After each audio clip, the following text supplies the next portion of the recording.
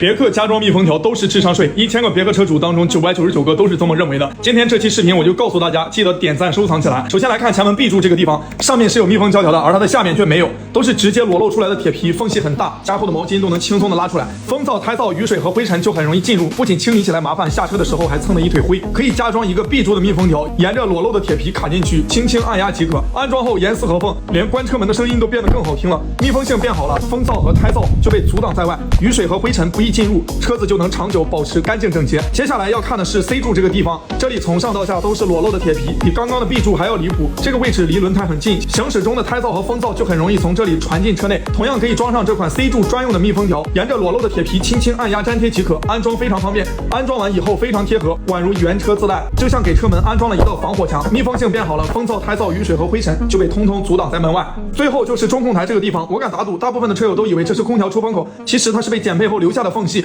这个位置离前面的发动机舱很近，也是车内噪音大、灰尘多的罪魁祸首。为了解决这个问题，可以给它加装上这款别克专用的中控密封条，装好以后也非常的美观，就像原车自带的一样，缝隙被堵住了，灰尘和噪音就被隔绝在外，仪表台上的小东西也就不容易掉进去。这是安装前，这是安装后，这么明显的对比，相信大家都能看出来。就这3款密封条，别克全系车型已经给大家放在视频左下角了。